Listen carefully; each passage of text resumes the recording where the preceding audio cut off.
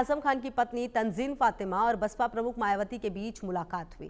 मुलाकात को लेकर कई मायने लगाए जा रहे हैं। माना जा रहा है कि आजम खान बीएसपी का दामन थाम सकते हैं। वहीं इस मामले पर समाजवादी पार्टी के प्रवक्ता अमित जमाई ने बसपा सुप्रीमो और तंजीन फातिमा से मुलाकात को लेकर कहा कि उनको इस मामले की जानकारी नहीं है। बीजेपी और आरएसएस वाले अफवाह फैला रहे हैं। हालांकि उन्होंने ये माना कि पार्टी में कुछ लोग ऐसे हैं जो चाहते हैं अखिलेश यादव और आजम खान के बीच रिश्ते सही ना रहे। हमारे साथ खास बातचीत करने के लिए समाजवादी पार्टी के वरिष्ठ नेता अमित जमाई जी हैं। अमित जी, आज जिस तरीके से मिशन 5 की शुरुआत हुई, फेज 5 की शुरुआत हुई मिशन शक्ति का, आप इसे कैसे देखते हैं? क्या मिशन शक्ति है? पूरे भारत में सबसे ज़्यादा लॉ एंड ऑर्डर का सिचुएशन, महिलाओं के खिलाफ अपराध इस सनातनी सरकार में है, बीजेपी के राम राज्य में है। आप भाजपा के नेताओं से महिलाएं नहीं बची हुई हैं। एक से एक फोटो वीडियोस आते हैं। हर दिन गैंगरेप, बेटियों को हत्या करके उनको बैग में फेंक देना।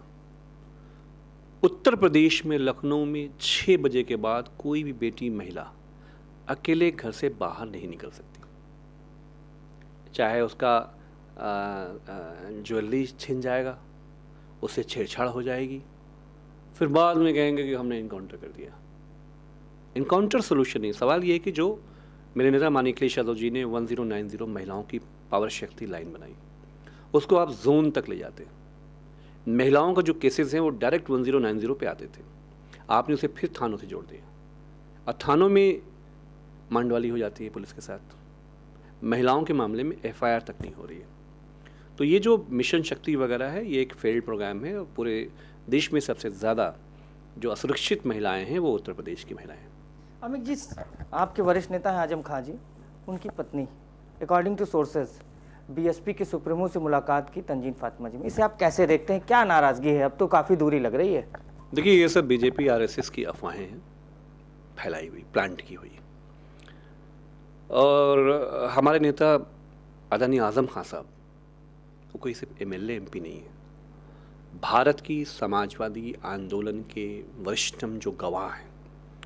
इमरजेंसी में 2.5 साल 3 साल जेल काटना, लोकतंत्र स्थापित करने के लिए मरहूम मुलायम सिंह यादव जी के साथ समाजवादी पार्टी को अपने खून से सींचना, उनको दगाबाज इस्टेब्लिश करना, उन्हें ये इस्टेब्लिश करना। उन्होंने कई बार कहा था खान साहब ने, हम वो लोग नहीं हैं जो कश्ती बदल लें। अमित जी, देखिए, उनकी पत्नी, उन्होंने जेल से उनसे निकली, उसके बाद उन्होंने कहा कि मैं, जब पूछा गया कि आपकी मदद कौन कर रहा है, तो उन्होंने कहा कि मेरी मदद अल्लाह कर रहा है। वो कहीं ना कहीं अलग थलग दिख रही है समाजवादी पार्टी से। ये आप भी समझ रहे हैं और ये इस पर आप क्या कहना चाहते हैं? अच्छा, ईश्वर हमारी आपकी मदद नहीं करता है। आप बहुत बड़े स्थापित जर्नलिस्ट हैं, सीनियर जर्नलिस्ट हैं। क्या हमारा भगवान मदद नहीं कर, अल्लाह मदद नहीं करता है? पूछा गया कि समाजवादी पार्टी के जो नेता है वो आपके कौन मदद कर रहा है, अखिलेश यादव आपकी मदद, ऐसा उनसे सवाल किया गया तो उन्होंने कहा कि नहीं, मेरी केवल मदद अल्लाह कर रहा है। और ऐसा लग रहा है जिस तरीके से लगातार, चाहे कई बार नाराजगी जताई थी और इस बार तो बसपा में जाने की तैयारी, जिस तरह अकॉर्डिंग टू सोर्सेज आ रहे हैं, आप इसे कैसे देखते हैं? देखिए, BSP तो बीजेपी आरएसएस के साथ गठजोड़ से काम कर रही है। माननीय आजम खान साहब ने अपनी पूरी ज़िंदगी, एक समय ऐसा भी आया था कि जब वो समाजवादी पार्टी में नहीं थे, लेकिन उन्होंने मरहूम नेताजी के खिलाफ, आदरणीय अखिलेश यादव जी के खिलाफ कभी भी उनका नुकसान नहीं चाहा। वो एक स्थापित समाजवादी नेता और पूरे देश को वो गाइड करते रहे।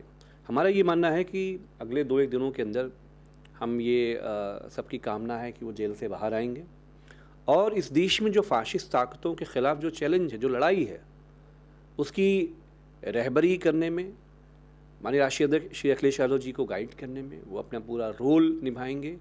और देखिए, नेताजी ने हमेशा आजम खान साहब को एक जो पावर शेयर होता है, एक होता है ना कि आप किसी मुस्लिम समाज को MLA बना दो, MLC बना दो, पावर शेयर समाजवादियों ने हमेशा आजम खान साहब को दिया।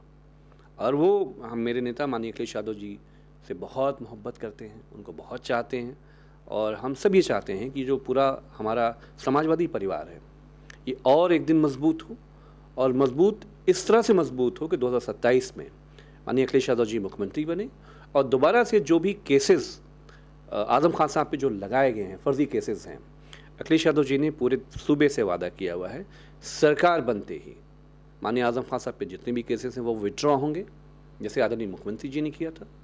जैसे केशव मौर्य जी ने किया था, और जो सम्मान, जो जौहर यूनिवर्सिटी का जो सपना था नेताजी का और आज़म खान साहब का, उसको और बजट बढ़ाकर एक टॉप यूनिवर्सिटी सूबे में कैसे चल सकती है, वो समाजवादी पार्टी इसको दिखाएगी। और ये सब बीजेपी आरएसएस के अफवाह के चक्कर में ज़्यादा न पड़िए। आखिरी सवाल फिर वही कि ये बताइए, जो आपके सोर्सेज हैं उनको भी तो जानकारी होगी, आप लोगों को क्या जानकारी है, मुलाकात हुई या नहीं? देखिए, ऐसा है कि कुछ लोग चाहते हैं कि आज़म खान साहब में और माननीय अखिलेश यादव जी में दूरियां फैल जाएं। जब आज़म लोग हैं आपकी पार्टी में या बाहर? आज़म साहब और उनका परिवार, आप जानते हैं कि वो बहुत परेशान है, तकलीफ में है।